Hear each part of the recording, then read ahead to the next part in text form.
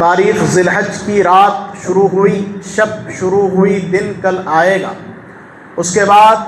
پھر ہم جب منگل کا مکمل دن گزار لیں گے، منگل کی مغرب ہوگی، یعنی 8 ذی الحج ترویہ، جو کہ حجاج اکرام کے لیے ایام حج کا آغاز ہے۔ 8 ذی الحج سے لے کر 12 ذی الحج، یہ 5 دن یہ ایام حج ہیں جن میں وہ مناسک حج کو ادا کرتے ہیں۔ اور ساتھ ہی ساتھ ہم یہ بھی دعا کریں گے اللہ سبحانہ و تعالیٰ سے کہ اللہ تعالیٰ تمام حجاج اکرام کی حفاظت فرمائے، حج کو ان کے لیے آسان فرمائے، اور وہاں کی دن کی جو اس وقت گرمی چل رہی ہے اللہ تعالیٰ ان کے لیے سکون اور رحمت والی گرمی بنا دے، آمین بجاہ النبی الامین صلی اللہ علیہ وسلم۔ مختصر یہ کہ 8 ذی الحج جب گزر جائے گی، اس سال ہمارے پاس جب منگل کا دن مکمل گزر جائے گا، منگل کی مغرب کی نماز ہم ادا کر لیں گے، تو پھر 9 ذی الحج کا آغاز ہوگا، یعنی عرفہ کی رات کا آغاز وہاں سے ہوگا۔ دن تو دوسرے دن ہوگا، چہارشنبے 9 تاریخ، مگر رات تو شروع ہو گئی۔ اس رات کی بھی بہت اہمیت ہے، پھر دن کی اہمیت آئے گی آپ کے سامنے، پھر عرفہ کے روزے کی اہمیت آئے گی، اور عرفہ کے روزے میں وہ خوشخبری روزہ رکھنے والے کے لیے جسے شاید میں نے اور آپ نے پہلے کبھی نہیں سنا ہوگا، ان دنوں مطالعے سے وہ بشارت و خوشخبری بھی حضرت عبداللہ ابن عباس رضی اللہ عنہما کی خوشخبری ہمارے سامنے آئی، وہ بھی آپ کے سامنے ذکر ہوگی۔ تو رات عرفہ کی آئے گی، منگل کا دن گزرے گا، رات شروع ہوئی، عرفہ کی رات ہے۔ اس سے متعلق آتا ہے کہ روزانہ ہر رات تقریباً 3 مرتبہ رحمت کے دروازے آسمان کے کھولے جاتے ہیں، ہر رات 3 مرتبہ۔ جب جمعرات ہوتی ہے، یعنی کل جمعہ ہے، آج کی رات جب جمعرات ہوتی ہے تو 7 مرتبہ رحمت کے دروازے کھولے جاتے ہیں، لیکن جب عرفہ کی رات ہوتی ہے تو 9 مرتبہ رحمت کے دروازے کھولے جاتے ہیں۔ اس رات کی اہمیت، عرفہ کی رات کہ 9 مرتبہ رحمت کے دروازے کھولے جاتے ہیں۔ دوسرا یہ کہ 5 راتیں ایسی ہیں کہ جن میں ہم جاگ کر عبادت کریں گے تو جنت واجب ہوگی، یہ روایات ملتی ہیں۔ پہلی رات عید الفطر کی رات، یعنی رمضان مبارک کا اختتام ہوا، شوال کا چاند نظر آیا، وہ چاند رات عید کی رات ہے، تو عید الفطر کی رات۔ اور شب برات یعنی 14 شعبان گزرنے کے بعد جو 15ویں شب آتی ہے، 15ویں رات آتی ہے، عید الفطر کی رات، شب برات، اور 3 دن 8 ذی الحج، 9 ذی الحج، 10 ذی الحج، یہ 3 راتیں۔ تو لہذا 5 راتیں ایسی ہیں سال میں کہ بندہ ان راتوں میں شب بیداری کرے، رات گزار کے اللہ کی عبادت کرے تو ان پر جنت واجب ہو جاتی ہے اللہ سبحانہ و تعالیٰ کی طرف۔ یہ رات کی فضیلت ہے۔ 2 باتیں رات کی فضیلت میں آپ کے سامنے رکھی گئیں عرفہ کی رات۔ اب رہا معاملہ دن کا، معاملہ عرفہ کا،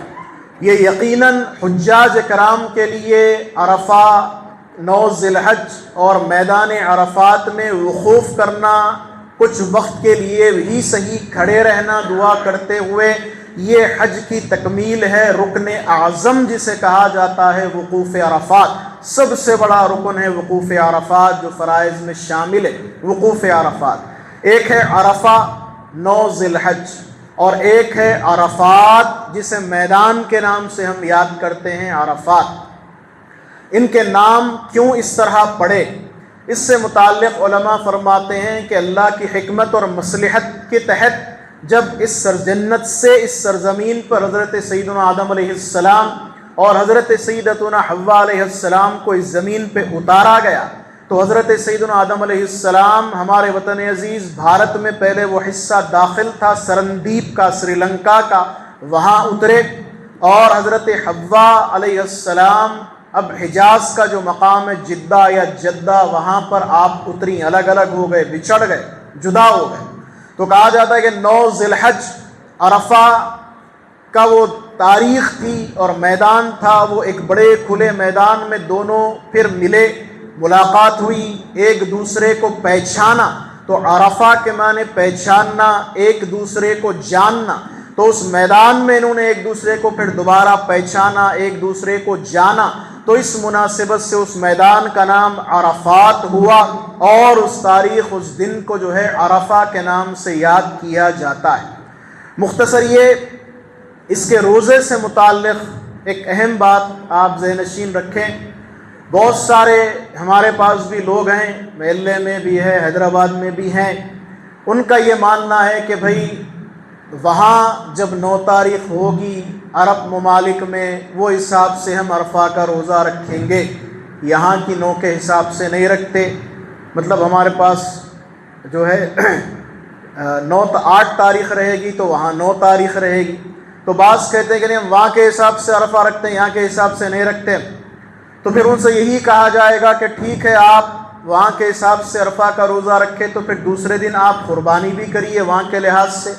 آپ عید کی نماز بھی پڑھیے، تو نہ ان کی قربانی ہو سکتی دوسرے دن یہاں، چونکہ ہمارے پاس تو 9 تاریخ ہے دوسرے دن، نہ انہوں قربانی کر سکتے ہیں، نہ نماز عید پڑھ سکتے ہیں، تو وہ عاجز ہو جاتے ہیں یہاں آ کر اس معاملے میں۔ اور آپ ایسے لوگوں کو ترمذی شریف کی یہ روایت سنائیے، بتائیے کہ ایک مرتبہ حضرت قریب رحمۃ اللہ تعالی علیہ مدینہ منورہ سے شعبان کا مہینہ ختم پہ تھا، ملک شام گئے، جہاں کے گورنر، جہاں کے امیر حضرت امیر معاویہ رضی اللہ تعالیٰ عنہ ہیں، تو وہاں گئے، وہاں جا کے کچھ اپنے کام انجام دیے، اطلاع ملی کہ چلو چاند رمضان مبارک کا نظر آ گیا ہے، لہٰذا کل جمعے کو پہلا روزہ رکھنا ہے۔ ملک شام میں ہے وہ، جمعرات کو چاند نظر آ گیا، جمعے کو وہاں پہلا روزہ رہ گئے، تمام ملک شام کے لوگ رہ گئے، امیر معاویہ رضی اللہ عنہ کی طرف سے بھی حکم جاری ہوا، سب چاند دکھ گیا، روزہ رہو۔ حضرت قریب فرماتے ہیں پھر رمضان مبارک کے آخری دنوں میں میں مدینہ منورہ آیا، وہاں پہ عبداللہ ابن عباس رضی اللہ تعالیٰ عنہما سے ملاقات ہوئی، تو حضرت عبداللہ ابن عباس رضی اللہ عنہما نے پوچھا کہ بھئی گئے تھے سفر پہ، کیا حالات ہیں وہاں کے، موسم کیسا ہے، تفصیلات پوچھی آپ نے۔ تو چونکہ رمضان مبارک کا مہینہ تھا تو عبداللہ ابن عباس رضی اللہ عنہما نے پوچھا کہ وہ چاند کیا ہوا، کیا تاریخ ہے وہاں پر، رمضان مبارک کا کیا حال ہے؟ تو بولے وہاں جمعرات کو چاند نظر آیا، ہم نے جمعے کو پہلا روزہ رکھا۔ یہاں کیا حال ہے؟ تو بولے یہاں جمعے کو نظر آیا، ہم نے ہفتے کو روزہ رکھا، یہاں پر مدینہ منورہ میں ایک دن کا فرق آ رہا۔ کس نے کہا؟ عبداللہ ابن عباس رضی اللہ تعالیٰ عنہما نے۔ تو حضرت قریب نے کہا جو ملک شام میں چاند نظر آ گیا، کیا وہ کافی نہیں ہے آپ لوگوں کے لیے؟ وہی اگر اطلاع مل جاتی اسی کی بنیاد پہ شروع کر دیتے، کیا وہ کافی نہیں تھا؟ تو عبداللہ ابن عباس رضی اللہ عنہ نے فرمایا کہ اللہ کے رسول علیہ السلام نے ہمیں اس طرح حکم نہیں دیا، آپ نے حکم دیا کہ تم جس مقام پر ہو، شہر میں ہو یا ریاست میں ہو، اس حساب سے وہاں چاند نظر آتا ہے تو وہ حساب سے آپ روزہ رکھیں گے یا جو بھی دینی معاملات ہیں اس کو انجام دیں گے۔ تو اسی لیے ہمارے پاس مدینہ منورہ میں جمعے کو چاند نظر آیا، ہم ہفتے کے دن سے جو ہے روزے کا آغاز کیے۔ تو اس سے پتہ چلتا ہے کہ اختلاف مطالع، یعنی کسی مقام پر چاند کسی تاریخ کو نظر آیا، کسی مقام کو کسی تاریخ کو نظر آیا، یہ چاند کے نظر آنے کے اختلافات کا معاملہ یہ قدیم زمانے ہی سے رہا، اور اس پر عمل بھی کر کے بتایا صحابہ رضی اللہ عنہم نے۔ تو اس بنیاد پر ہم کہتے ہیں کہ وہاں چاند ہو گیا، وہاں 9 تاریخ ہوگی، عرفہ ہوگا، تو وہ اپنے حساب سے عام لوگ روزہ رکھیں گے، حجاج نہیں، اور یہاں 9 تاریخ رہے گی جب بھی ذی الحج کی، وہ حساب سے یہ ہمارا عرفہ ہے، ہم اس حساب سے روزہ رکھیں گے جو عین حدیث کے مطابق ہے، کوئی مخالفت کا معاملہ نہیں ہے۔ یہ ذہن رکھیے، یہ ذہن میں رکھیے۔ دوسری بات، 2 دن ایسے ہیں فقہاء کرام نے بیان کیا، اعانۃ الطالبین فقہ کی بہت بڑی کتاب ہے، اس میں تفصیل سے عاشورہ اور عرفہ ان دونوں کو کمپیئر کر کے بڑی اچھی بحث کی فقہاء کرام نے۔ فرمایا سابقہ زمانے کا ایک دن ہے جسے یوم موسوی کہا جاتا ہے، موسیٰ علیہ السلام کا دن، وہ ہے عاشورہ، کہ جس دن اللہ نے موسیٰ علیہ السلام اور آپ کے ساتھ والوں کو فرعون سے نجات دی، فرعون کے عذاب سے بچایا، سمندر سے جو ہے بچایا، اور فرعون کو، فرعونیوں کو غرق کر دیا، اور اس خوشی میں وہ یہود روزہ رکھا کرتے تھے۔ عاشورہ کے دن نبی پاک علیہ السلام ہجرت کر کے مدینہ تشریف لائے اور اس دن روزہ رکھتے ہوئے دیکھا تو آپ نے پوچھا، تو یہودیوں نے کہا کہ اس دن اللہ نے فرعون سے نجات دی، اسی شکر میں ہم روزہ رکھتے ہیں۔ تو وہ یوم موسوی ہے، موسیٰ علیہ السلام کا دن ہے عاشورہ۔ تو اللہ نے اس امت کو ایک دن دیا اور اسے نام رکھا فقہاء اکرام نے یوم محمدی۔ محمد عربی صلی اللہ علیہ وسلم کی امت کے لیے خاص ہے یہ دن، اور وہ دن ہے عرفہ۔ ایک ہے عاشورہ، یوم موسوی سے اسے یاد کیا گیا، ایک ہے عرفہ جسے جو ہے یوم محمدی صلی اللہ علیہ وسلم سے یاد کیا گیا۔ اب ان دونوں میں فضیلت کا پہلو دیکھیے آپ، جس طرح نبی پاک علیہ السلام کو اللہ نے تمام انبیاء اور رسل میں سب سے افضل بنایا، جس طرح آپ کی اس امت کو تمام امتوں میں سب سے افضل بنایا، جس طرح آخری آسمانی کتاب قرآن کو تمام سابقہ کتابوں میں سب سے افضل بنایا، اسی طرح اللہ نے عرفہ کے دن کو عاشورہ سے افضل بنایا۔ وہ کس اعتبار سے افضل بنایا؟ افضلیت کا پہلو کیا ہے، افضلیت کی وجہ کیا ہے، وہ بیان کی جاتی ہے دو احادیث نبی پاک علیہ السلام کی، ایک عاشورہ سے متعلق، ایک عرفہ سے متعلق۔ عاشورہ سے متعلق نبی پاک علیہ السلام نے فرمایا کہ جو عاشورہ یعنی ہم 10 محرم کہتے ہیں، جو عاشورہ کا روزہ رکھے گا سابقہ 1 سال کے گناہ معاف کر دیے جائیں گے۔ گناہ صغیرہ، چھوٹے گناہ، نہ کہ گناہ کبیرہ، اور نہ وہ گناہ جو حقوق العباد میں کوتاہی کی وجہ سے ہوئے ہیں۔ تو 1 سال سابقہ پچھلے گناہ معاف کر دیے جائیں گے جس نے عاشورہ کا روزہ رکھا۔ مگر جب یوم محمدی کی باری آئی، یعنی یوم عرفہ کے روزے کی باری آئی، تو نبی پاک علیہ السلام نے فرمایا جس نے عرفہ کا روزہ رکھا اس کے 2 سال کے گناہ معاف کر دیے جائیں گے، ایک گزشتہ سال اور ایک آئندہ سال۔ یہ فضیلت کا پہلو ہے کہ آپ عاشورہ کا روزہ رکھیں 1 سال کے گناہ معاف ہوں، عرفہ کا رکھیں 2 سال کے گناہ معاف ہوں۔ اس امت کے روزہ رکھنے کی بھی ایک فضیلت عطا فرمائی نبی پاک علیہ السلام۔ ایک فضیلت کا پہلو یہ ہوا۔ اس میں خوشخبری کیا ہے جو نبی پاک علیہ السلام نے فرمایا جو عرفہ کا روزہ رکھے اس کے سابقہ گناہ معاف کر دیے جائیں گے 1 سال کے اور آنے والے 1 سال کے۔ مثال کے طور پر بہت بڑی ہستی اللہ والے، کوئی بہت بڑے بزرگ ہیں، کسی سے کہیں کہ تمہارے گھر میں یہ جو پھل کا درخت ہے، جھاڑ ہے پھل کا، گزشتہ سال بھی تم اس سے پھل کھائے،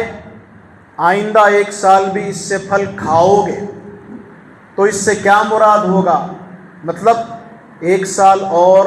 جیو گے تم، 1 سال اور کھاؤ گے، مطلب حیات 1 سال کی اور ہے تمہاری، جیو گے 1 سال۔ تو اس حدیث شریف سے جو نبی پاک علیہ السلام نے فرمایا کہ جو عرفہ کا روزہ رکھے 9 ذی الحج کا تو گزشتہ 1 سال کے گناہ معاف، آئندہ 1 سال کے گناہ معاف۔ تو حضرت عبداللہ ابن عباس رضی اللہ تعالیٰ عنہما نے فرمایا کہ اے امت محمدیہ تمہیں خوشخبری دی جا رہی ہے۔ اس حدیث میں سوال ہوا کہ عبداللہ ابن عباس رضی اللہ عنہما آخر اس امت کے لیے اس روزہ رکھنے میں خوشخبری کیا ہے؟ تو آپ نے فرمایا کیا تم نے غور نہیں کیا اس ارشاد پر نبی پاک علیہ السلام کے کہ جو عرفہ کا روزہ رکھے گزشتہ 1 سال کا کفارہ، آئندہ 1 سال کا کفارہ، جو آپ نے فرمایا آئندہ 1 سال کے گناہ معاف ہوں گے، یہ اشارہ اور خوشخبری ہے تمہارے لیے کہ جو بھی عرفہ کا روزہ رکھے 1 سال اور جیے گا، 1 سال اور حیات بڑھے گی، 1 سال اور زندگی اس کو ملے گی۔ یہ اشارہ اور خوشخبری ہے اس امت کے لیے۔ یہ ایک نقطہ بتایا حضرت عبداللہ ابن عباس رضی اللہ تعالی عنہما نے۔ تو بڑا اہم ترین دن ہے عرفہ کا،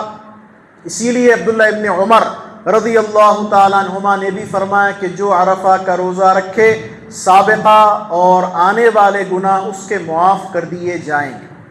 ہم نے حالت روزہ میں انشاءاللہ وہ عرفہ کا دن بھی گزاریں گے،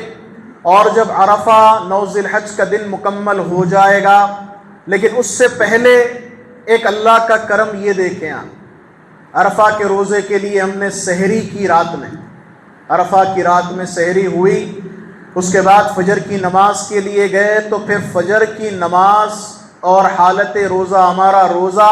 ایک اللہ کی انتہائی بڑائی بیان کرنے کے ساتھ شروع ہوا۔ عرفہ کے روزے کا آغاز ہوا اور وہ ہے تکبیرات تشریق۔ 9 ذی الحج، عرفہ کی فجر سے لے کر 13 ذی الحج کی عصر تک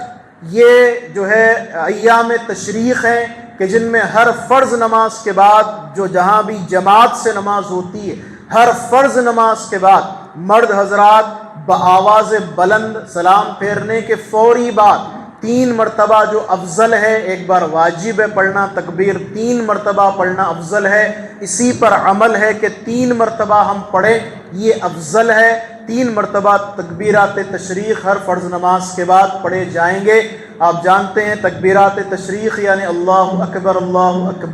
لا الہ الا اللہ،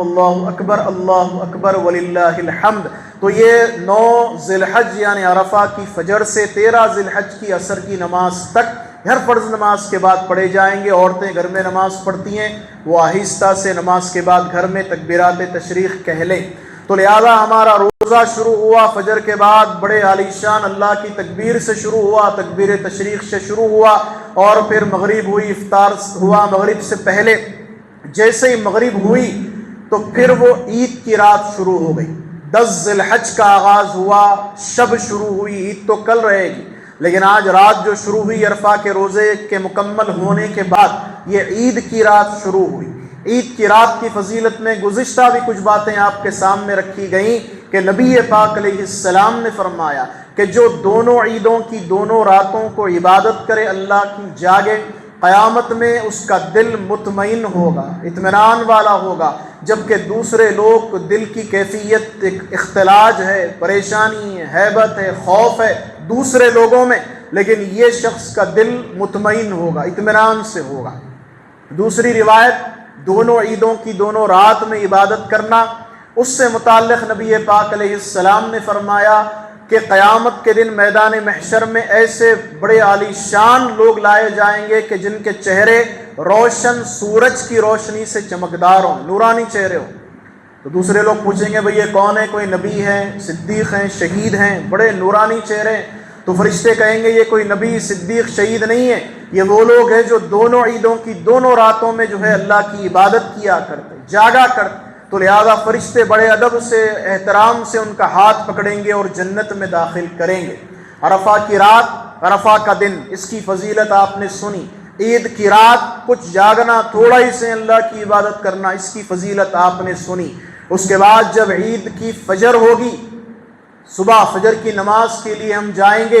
تو مسنون ہے کہ محلے کی مسجد میں عید کے دن فجر کی نماز محلے کی مسجد میں پڑھی جائے۔ اس کے بعد مسلمان پھر اپنے گھر آئے گا اور نماز عید الاضحیٰ جو واجب ہے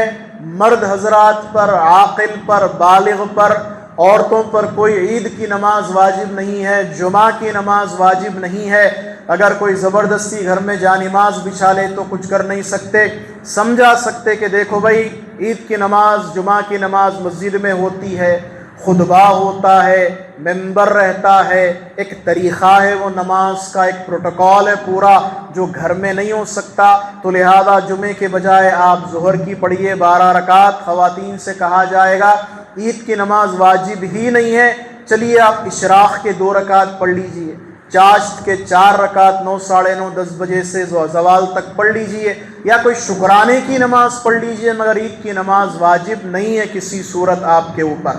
تو مسلمان عید کی نماز کے لیے تیاری کر کے تکبیرات تشریق پڑھتے ہوئے عیدگاہ یا جامع مسجد یا مسجد کی طرف جاتے ہیں، اور وہاں پر جو 2 رکعت واجب عید الفطر یا عید الاضحیٰ ہیں، اب تو عید الاضحیٰ کا موقع ہے، واجب ہے، زائد 6 تکبیرات کے ساتھ ادا کرتے ہیں مسلمان۔ اور آپ کو یہ بات بھی اچھی طرح سے معلوم ہے کہ اس میں پہلے نماز ادا کی جاتی ہے جس میں اذان بھی نہیں ہے، اقامت بھی نہیں ہے، اس کے بعد پھر خطبہ دیا جاتا ہے، یہ عید کی نماز۔ عید الفطر کے موقع پہ کچھ عید کے کچھ اہم مسائل آپ کے سامنے کہے گئے تھے کہ وہ شخص جو دیر سے آیا، امام صاحب اللہ اکبر 1 یا 2 بار بول دیے، 3 بار بول دیے، تو اب یا رکوع میں چلے گئے انہوں آنے تک، رکعت باندھنے تک، تو ایسا شخص جو لیٹ آیا انہیں کس طرح شامل ہوگا پہلی رکعت میں؟ پھر ایک بار تازگی کے لیے آپ کے سامنے ایک دو باتیں عرض ہیں۔ بعض وقت ہوتا ہے کہ کوئی آیا، گراؤنڈ فلور فل ہو گئی، اوپر گیا، جانے تک امام صاحب ایک یا دو بار اللہ اکبر بول دیے، تکبیرات، تو اسے چاہیے کہ وہ، چونکہ امام صاحب ابھی لمبا کھڑے ہوں گے، قرات وغیرہ کافی وقت ہے، تو یہ چھٹی ہوئی تکبیریں کہہ لے، نماز میں شامل ہو جائے۔ دوسرا یہ ہو سکتا ہے کہ امام صاحب رکوع میں چلے گئے، یعنی آ کے رکعت باندھنے تک انہوں رکوع میں چلے گئے، تو فوراً یہ رکعت باندھ کے رکوع میں چلا جائے گا، اور رکوع میں سبحان ربی العظیم تسبیحات کے بجائے وہ تکبیر جو چھوٹ گئیں، اللہ اکبر وہ پڑھ لے گا سبحان ربی العظیم کے بجائے۔ اگر وقت ملے تو سبحان ربی العظیم بھی آخری میں ایک دو بار پڑھ لے۔ لیکن وہ انسان جو ایسے وقت پر آیا ہے، تیسری شکل ہے کہ امام صاحب سجدے میں چلے گئے پہلی رکعت کے، اب مطلب اس کی رکعت تو پوری چلی گئی، ملی نہیں ایک رکعت پوری، خیر شامل ہو جائے گا رکعت میں حالت سجدے میں، اس سے امام صاحب جیسی بھی حالت میں، جب اٹھیں گے امام صاحب دوسری رکعت مکمل کر لیں گے، سلام پھیر لیں گے، تو اب اس کو اپنی ایک رکعت پڑھنا ہے، پہلی رکعت جو چھوٹ گئی ہے،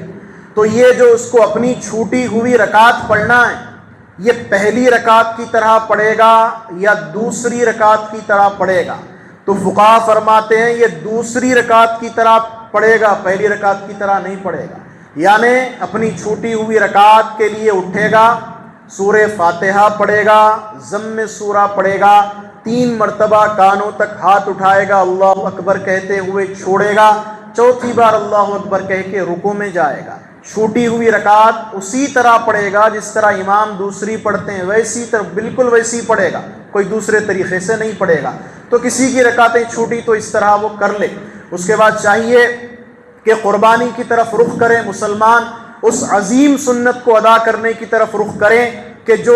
وحی کے طور پر خواب پڑا حضرت سیدنا ابراہیم علیہ السلام کو کہ اپنے بچے کو ذبح کرو، اور انبیاء علیہ السلام کا خواب وحی کا درجہ رکھتا ہے، لہذا آپ سمجھ گئے اور آپ جو ہے اپنی اولاد کی قربانی بھی راہ خدا میں دینے کے لیے تیار ہو گئے۔ آپ جانتے ہیں کہ جب آپ پوچھے حضرت سیدنا اسماعیل علیہ السلام سے کہ بیٹے مجھے حکم دیا گیا ہے کہ میں آپ کو ذبح کروں، اولاد کی تربیت کیسی ہوئی، اولاد کے جواب پہ ڈیپینڈ ہے اسماعیل علیہ السلام کیا جواب دیں گے۔ آپ نے تو فرمایا مجھے حکم ہے ذبح کروں، بولو کیا رائے، ماذا ترى، کیا رائے ہے تمہاری، کیا بات ہے؟ تو اس جواب پہ ڈیپینڈ ہے کہ ہم نے تربیت کیسی کی ہے۔ تو قربان جائیں اسماعیل علیہ السلام کے الفاظ پر، کہنے لگے یا ابت افعل ما تؤمر ستجدنی انشاءاللہ من الصابرین، اے والد جو حکم دیا گیا وہی کریے، آپ مجھے صبر کرنے والا پائیں۔ قربان جائیں ایسی پیاری تربیت، ایسا پیارا جواب، ایسی پیاری فرما برداری اپنے والد کی کہ اللہ راہ خدا میں قربان ہونے کے لیے تیار ہو جائے۔ اللہ کو یہ ادا پسند آئی اور حضرت اسماعیل علیہ السلام کی جگہ جنت سے ایک دمبا رکھ دیا گیا اور حضرت ابراہیم علیہ السلام نے اسے ذبح کیا۔ یہ سنت بنا قربانی کرنا۔ پھر نبی پاک علیہ السلام نے اس عمل مبارک کو جاری رکھا، تو ہمارے لیے 2 سنتیں ہو گئی، حضرت سیدنا ابراہیم علیہ السلام اور نبی رحمت صلی اللہ علیہ وسلم۔ اسی لیے صحابہ نے پوچھا اللہ کے رسول علیہ السلام یہ قربانی کیا ہے؟ تو نبی پاک علیہ السلام نے فرمایا تمہارے باپ حضرت ابراہیم کی سنت ہے۔ تو پھر سوال کیا گیا اس میں ہم کو کیا فائدہ ہے؟ تو نبی پاک علیہ السلام نے فرمایا ہر بال کے بدلے ایک نیکی تم کو دی جائے گی، ایک نیکی کا اجر دیا جائے گا۔ یہ قربانی آپ جانتے ہیں جن پر زکوٰۃ واجب ہے انہی پر قربانی بھی واجب ہے، جو صاحب استطاعت ہیں ان پر قربانی واجب ہے۔ مثلا گھر میں ماں باپ بیٹا بیٹی ہیں، 4 لوگ رہتے ہیں، اب ان 4 میں سے جو بھی صاحب استطاعت ہے اس پہ قربانی واجب ہے۔ ایسا نہیں ہو سکتا کہ بیٹے پہ قربانی واجب ہے، کماتا جاب کرتا سیونگز ہے، بیٹے پہ قربانی واجب ہے، وہ یہ نہیں بول سکتا کہ نہیں گھر میں والد صاحب بڑے والدہ بڑے ہیں ان کے نام سے دیں گے، تو ضرور دیجیے آپ، مگر پہلے اپنی واجب قربانی ادا کیجیے، اس کے بعد اور پیسے اضافہ ہیں تو والد کی طرف سے بھی دیجیے، بچوں کی طرف سے بھی دیجیے، والدہ کی طرف سے دیجیے، مرحومین کی طرف سے دیجیے، نبی رحمت صلی اللہ علیہ وسلم کی طرف سے دیجیے۔ پہلے اپنی واجب ادا کرنی ہوگی، اس کے بعد اور استطاعت ہے اور پیسے ہیں تو آپ کا اختیار ہے، دیجیے آپ جس کی طرف سے بھی دینا چاہیں۔ نبی پاک علیہ السلام نے خاتون جنت حضرت سیدتنا فاطمۃ الزہرا رضی اللہ عنہا کو بلایا قربانی کے دن، فرمایا یہ آپ کے نام سے قربانی ہو رہی، سامنے موجود رہیے، کھڑی رہیے آپ، چونکہ ایک قطرہ زمین پہ خون کا گرنے سے پہلے اللہ مغفرت کر دے گا، اللہ گناہوں کو معاف کر دے گا۔ تو سنت ہے کہ جن کے نام سے قربانی دی جا رہی ہے وہ سامنے حاضر رہیں۔ اگر کمزور دل والے ہیں یا خاتون کمزور دل ہے تو بہتر ہے کہ ان کو دور رکھیں تاکہ صحت پہ بار نہ پڑے، طبیعت خراب نہ ہو، اس کا بھی اہتمام کرنا چاہیے۔ اور ساتھ ہی ساتھ ہم مسلمانوں کو چاہیے کہ اس عظیم الشان عید کے موقع پر ہم اپنے محلوں میں، گلیوں میں، اپنے گھروں میں صفائی کا ضرور بضرور اہتمام رکھیں، صفائی کا خیال رکھیں، تاکہ دوسری قوم ہم کو یہ الزام نہ لگائے کہ ان کے محلے، ان کے علاقے ان دنوں میں بڑے گندگی بھرے رہتے، یہ معاملہ، یہ الزام نہ آئے۔ تو صفائی کا خیال رکھیے اپنے گھروں کی، اپنے گلیوں کی، اپنے محلوں کی، یہ ہماری ذمہ داری ہے۔ ساتھ ہی ساتھ قربانی کا جو گوشت ہوگا مستحب ہے کہ ان کے 3 حصے اس کے کیے جائیں گے، وہ تو تفصیلات آپ جانتے ہیں۔ اگر بڑے جانور میں کوئی قربانی کے حصے کے ساتھ عقیقے کا بھی حصہ کوئی شامل کرتا ہے تو وہ عقیقہ بھی ادا ہو جائے گا۔ یہ ضروری نہیں ہے کہ پورے حصے قربانی ہی کے ہوں، 4 حصے قربانی کے، 3 عقیقے کے ہیں، 5 حصے قربانی کے، 2 عقیقے کے ہیں، تو یہ بھی ہو جائے گا، وہ بھی ہو جائے گا، اس میں کوئی کسی قسم کا فرق نہیں پڑے گا۔ لیکن شرط یہ ہے کہ وہ ساتوں کے ساتوں کی نیت قربانی کی ہو۔ اگر ایک کی بھی نیت قربانی کی نہیں رہی تو پھر کسی کی قربانی قبول نہیں ہوگی۔ اسی لیے وہ جو ذمہ دار ہے، جو لے کے بیٹھتے لکھتے ہوئے آپ یہ جانور میں شامل ہے، آپ کے اتنے حصے، ان کا کام ہے کہ سب کو اقرار کریں اپنے سامنے کہ بھئی آپ کی نیت قربانی کی ہے نہیں ہے، آپ پہلے نیت کریے، اس کے بعد پھر اس کا اہتمام کریں، ورنہ دوسروں کی قربانی پر اس کا اثر پڑے گا۔ یہ ذہن نشین رکھنا چاہیے۔ مسائل بہت ہیں مگر وقت نہیں، تو لہٰذا ہمیں چاہیے کہ ان اہم دنوں میں اللہ کا خوب ذکر و اللہ کی عبادت ہو اور ہم بڑے ہی اہتمام کے ساتھ ان دنوں کو منائیں۔ مختصر آپ کے اور ایک 10 منٹ میں لوں گا چونکہ اہم بات ہے۔